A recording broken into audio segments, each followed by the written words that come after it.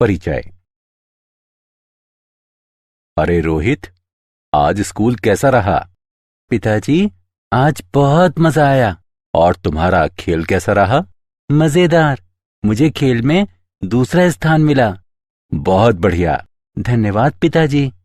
पिताजी, उस कार को देखिए, उससे क्या उत्सर्जित हो रहा है? शीशा ऊपर कर दो बेटा। कार से उत्सर्जित होने वाला पदार्थ वायु प्रदूषण पैदा करता है। ये पदार्थ हमारे स्वास्थ्य को भी प्रभावित करते हैं और इनसे दमा जैसे रोग होते हैं। क्या हम इसे रोक नहीं सकते पिताजी? हम वायु प्रदूषण को विभिन्न तकनीकों का उपयोग कर नियंत्रित कर सकते हैं। क्या तुम जानने के इच्छुक हो? हाँ पिताजी। ठीक है, मैं तुम्हें वायु व जल प्रदूषण के बारे में विस्तार से बताता हूं। उद्देश्य। इस पाठ के अंत में आप निम्न करने में सक्षम हो जाएंगे: वायु प्रदूषण व इसके नियंत्रण की व्याख्या करना, दिल्ली में वाहनों से उत्पन्न वायु प्रदूषण की व्याख्या करना, ध्वनि प्रदूषण पर चर्चा करना, जल प्रदूषण और इसके नियंत्रण के बारे में वर्णन करना, एकीकृत अपशिष्ट जल उपचार केस अध्ययन पर चर्चा करना।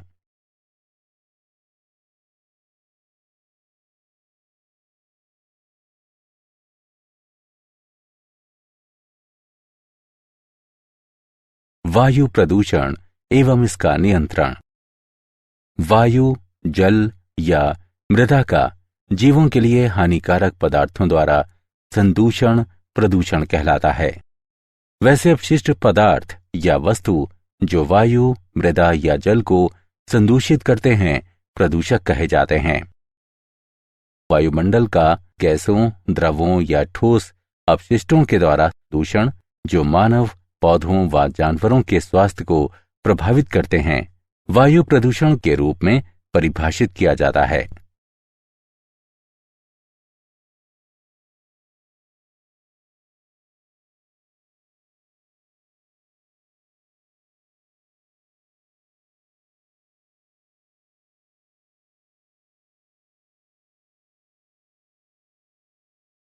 वायु प्रदूषण के कारण। जीवाश्म ईंधन वायु प्रदूषण के प्रमुख कारणों में से एक हैं। एरोसोल प्रणोदक व रेफ्रिजरेटरों में क्लोरोफ्लोरोकार्बन के उपयोग से वायु प्रदूषण का स्तर बढ़ रहा है। सल्फर डाइऑक्साइड धूम कोहरे के मुख्य घटकों में से एक है, जिसके कारण अम्लीय वर्षा होती है। धूल, पराग एवं अन्य कार्बनिक कणों के कारण बनने वाले धूम से भी वायु प्रदूषण होता है। सड़कों पर बढ़ता हुआ यातायात प्रदूषण की मात्रा को बढ़ाता है।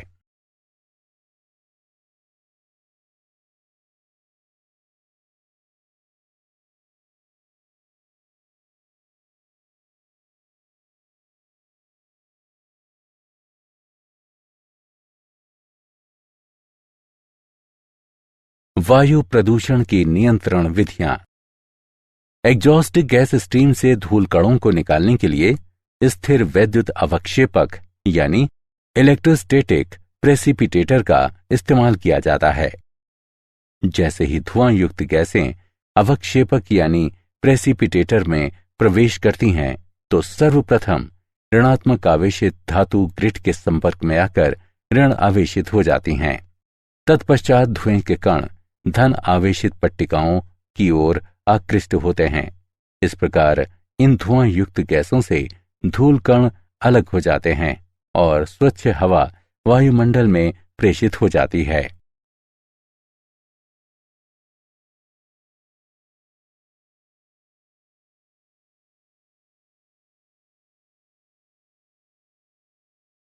मार्जक स्क्रबर। मार्जक गैस से गंदगी दूर करने वाला एक उपकरण है। वायु प्रवाह में उच्च दाब पर नोजल के द्वारा रासायनिक पदार्थ युक्त जल का छिड़काव किया जाता है। कुछ जल, खासकर यदि प्रवर्त वायु गर्म हो, तो वाष्प में बदल जाता है और निकलकर विलीन हो जाता है। वाष्पित जल के स्थान पर स्वच्छ जल एवं रासायनिक पदार्थ डाले जाते हैं। इस प्रक्रिया से उत्पन्न गर्द एवं प्रदूषण उत्पादों को समय समय पर नाली के सहारे निकाल दिया जाता है। वायु प्रदूषण के प्रभाव। वायुमंडल में उपस्थित प्रदूषकों के कारण दमा जैसा चिरकालिक रोग हो जाता है। इससे फेफड़ों का कैंसर होता है। इससे चिरकालिक फुफ्फुस अवरोधी रोग यानी श्वासावरोधी रोग यानी ऑब्स्ट्रक्टिव पल्मोनरी डिसीज हो सकती है। ओजोन गैस के संपर्क में आने से हमारी आंखों में जलन एवं खुजलाहट उत्पन्न होती है। कार्बन मोनोऑक्साइड गैस हीमोग्लोबिन से अभिक्रिया करके खून में प्रवाहित हो रही ऑक्सीजन की मात्रा को कम कर देती है। दिल्ली में वाहन जन्य वायु प्रदूषण पर नियंत्रण केस अध्ययन। दिल्ली का विभिन्न क्षेत्रों उद्योग, परिवहन एवं आवास में विकास हुआ है, जिसके फलस्वरूप वायु प्रदूषण में वृद्धि हुई है। इससे स्वास्थ्य के खतरों में वृद्धि होती है, जो श्वास रोगों में हुई वृद्धि में स्पष्ट दिखाई देते हैं। पिछले 8 वर्षों में दिल्ली में वायु प्रदूषण के स्तर में 5 गुना वृद्धि हुई है। रिपोर्ट के अनुसार दिल्ली में रहने वाले लोग सांस के साथ जहर ले रहे हैं। दिल्ली की हवाओं में लटकते अंतःश्वसनीय विविक्त पदार्थ रेस्पिरेबल सस्पेंडेड पार्टिकुलेट मैटर यानी RSPM की मात्रा लगभग 250 माइक्रोग्राम प्रति घन मीटर है, जो सामान्य से 4 गुना अधिक है। वहीं नाइट्रोजन ऑक्साइड की मात्रा 50 से 55 माइक्रोग्राम प्रति घन मीटर है, जो कि 40 माइक्रोग्राम प्रति घन मीटर की निर्धारित मात्रा से कहीं अधिक है। इन प्रदूषकों के कारण श्वासावरोध, दमा, फेफड़ों में संक्रमण एवं जन्मजात विकृति जैसे रोग उत्पन्न हो रहे हैं।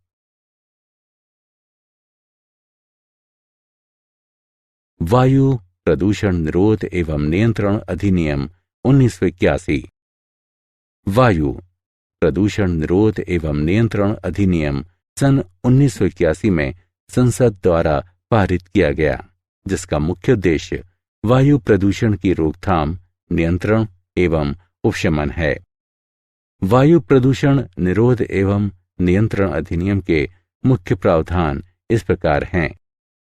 किसी भी वायु प्रदूषण नियंत्रण क्षेत्र में औद्योगिक संयंत्र चलाने वाला कोई भी व्यक्ति राज्य बोर्ड द्वारा निर्धारित मापदंडों की सीमा से अधिक वायु प्रदूषण के उत्सर्जन का निपटान नहीं करेगा, न ही उत्सर्जन करेगा और न ही निपटान की अनुमति देगा।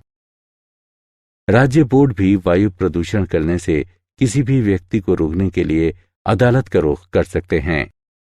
राज्य प्रदूषण नियंत्रण बोर्ड की अनुमति के बगैर कोई व्यक्ति किसी भी औद्योगिक संयंत्र की स्थापना नहीं कर सकता है। अनुमति देने या मना करने के लिए बोर्ड औपचारिकताएं पूरी करेगा। ध्वनि प्रदूषण।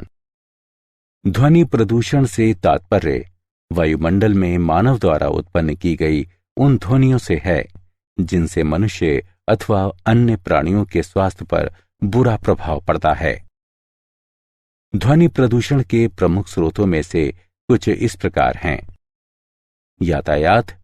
शहरी क्षेत्रों में ध्वनि प्रदूषण का ये मुख्य स्रोत है। सड़कों पर यातायात में दिनादिन वृद्धि हो रही है। Railway station. रेल का इंजन ध्वनि प्रदूषण का एक मुख्य स्रोत है। रेलों की शंटिंग एवं स्विचिंग क्रियाकलापों से ध्वनि प्रदूषण के स्तर में वृद्धि हो रही है। ध्वनि प्रदूषण के स्रोत। औद्योगिक स्रोत। किसी उद्योग में प्रयुक्त मशीनें ध्वनि प्रदूषण का एक बहुत बड़ा स्रोत हैं। क्योंकि पेड़ ध्वनि को समाहित कर लेते हैं, इसलिए ध्वनि को कम करने हेतु उद्योग परिसर में वृक्षारोपण करने की अनुशंसा की जाती है। अन्य स्रोत।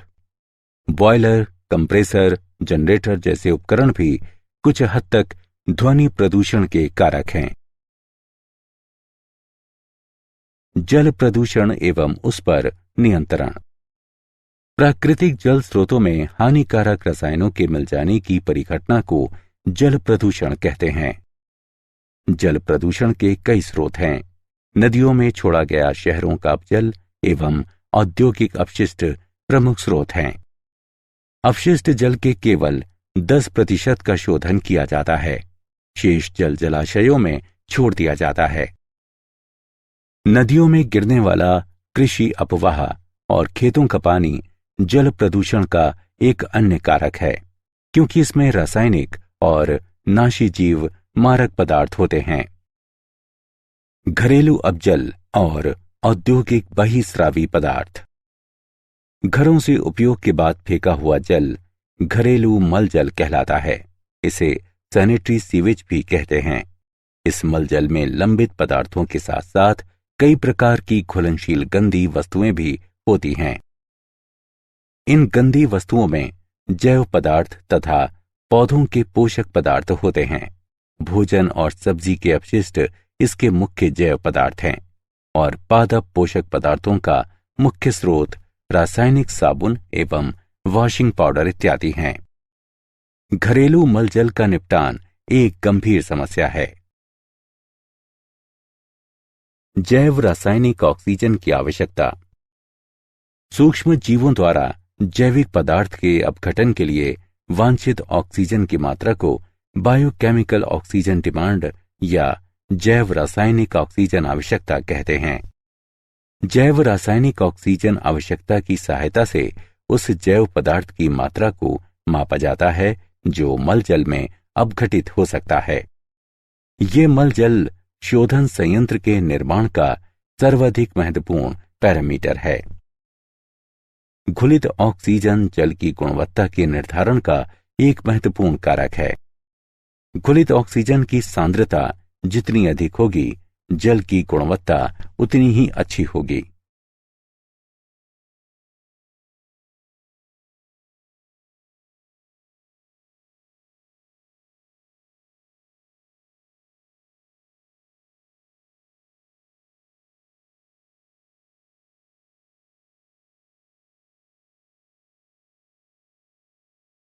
जैव आवर्धन।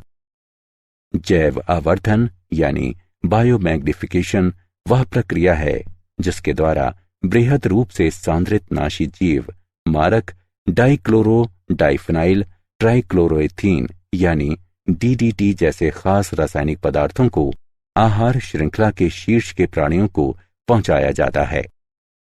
उदाहरण, हर पोषी स्तर पर डीडीटी की सांद्रता में वृद्धि, जैसा कि रेखा लेख यानी डायग्राम में दिखाया गया है।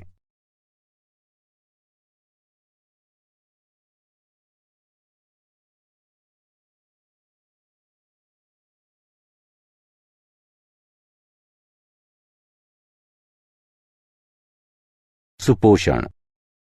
जल के पुष्टिकारक गुणों के संवर्धन की प्रक्रिया जिसके फलस्वरूप अक्सर प्रजाति विविधता बिगड़ जाती है, सुपोषण कहलाती है।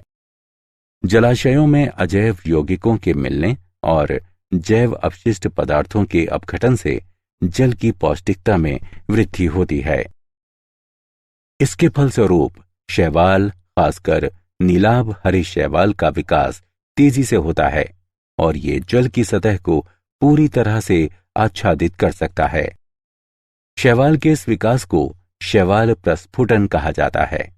शैवाल का ये प्रस्फुटन जल में अक्सर विषाक्त पदार्थ छोड़ता है और अन्य शैवाल के विकास को रोकता है। विषाक्तता या ऑक्सीजन की कमी से जलीय जीव मर भी सकते हैं।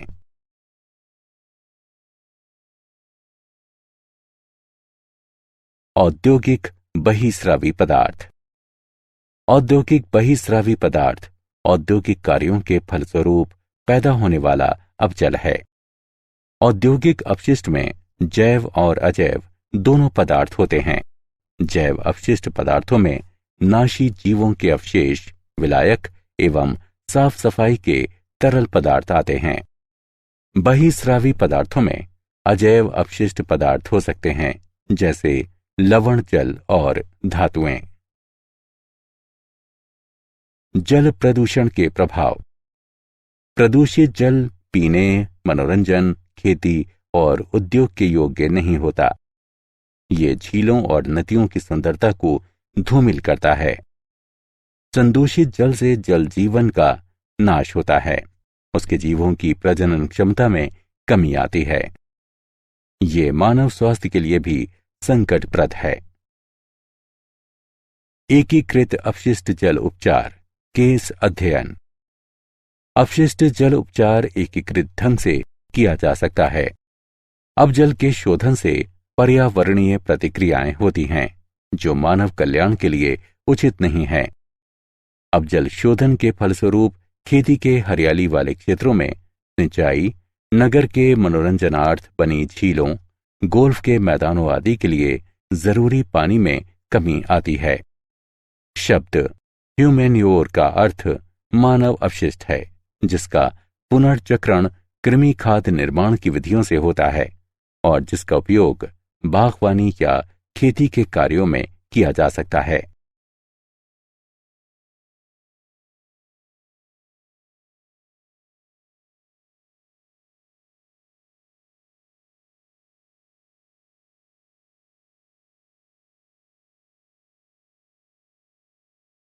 क्या आप जानते हैं 18 अक्टूबर सन 2012 को 14:36 पर कोलकाता से जारी रिपोर्ट में कहा गया है, पश्चिम बंगाल प्रदूषण नियंत्रण बोर्ड, जो 12 बुनियादी मानकों की निगरानी करता आ रहा है, के अनुसार पश्चिम बंगाल के नगरों में वायु की गुणवत्ता निर्धारित सीमाओं के भीतर है।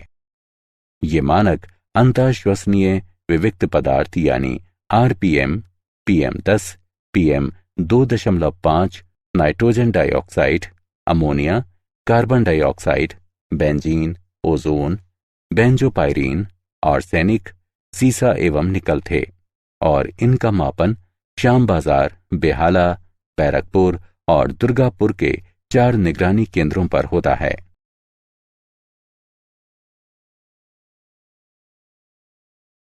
सारांश। आइए हमने जो कुछ सीखा है उसे संक्षेप में दोहराएं। सजीव प्राणियों के लिए हानिकारक पदार्थों के कारण वायु, जल और मिट्टी के होने वाले संदूषण को प्रदूषण कहा जाता है। मानव स्वास्थ्य और पेड़ पौधों तथा पशुओं के स्वास्थ्य को प्रभावित करने वाले गैसीय, द्रव या ठोस अपशिष्ट के कारण वायुमंडल के होने वाले संदूषण को वायु प्रदूषण कहा जाता है। स्थिर वैद्युत यानी इलेक्ट्रोस्टैटिक अवक्षेपक और मार्जक का उपयोग वायु प्रदूषण पर नियंत्रण के लिए किया जाता है। वायु प्रदूषण की रोकथाम, नियंत्रण एवं न्यूनीकरण के उद्देश्य से संसद ने वर्ष 1981 में वायु प्रदूषण निरोध एवं नियंत्रण अधिनियम लागू किया। ध्वनि प्रदूषण का अर्थ वातावरण में मनुष्य द्वारा उत्पन्न ध्वनियों के कारण होने वाला प्रदूषण है, जिसका प्रभाव मानव एवं पशु स्वास्थ्य पर पड़ता है। प्राकृतिक जलाशयों में हानिकारक रासायनिक पदार्थों के मिलने से उत्पन्न प्रदूषण को जल प्रदूषण कहा जाता है।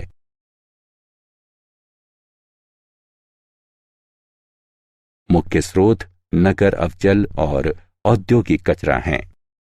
अवजल के जैव पदार्थों को नष्ट करने हेतु सूक्ष्म जीवों के लिए आवश्यक ऑक्सीजन की मात्रा ऑक्सीजन की मांग कहलाती है। जैव आवर्धन यानी बायोमैग्निफिकेशन वह प्रक्रिया है जिसके द्वारा बृहद रूप से सांद्रित नाशी जीव मारक डाइक्लोरो डाइफिनाइल ट्राइक्लोरोएथीन यानी DDT जैसे खास रासायनिक पदार्थों को आहार श्रृंखला के शीर्ष के प्राणियों को पहुंचाया जाता है। जल की पोषण शक्ति के संवर्धन की प्रक्रिया, जिससे अक्सर प्रजाति विविधता बिगड़ती है, सुपोषण कहलाती है।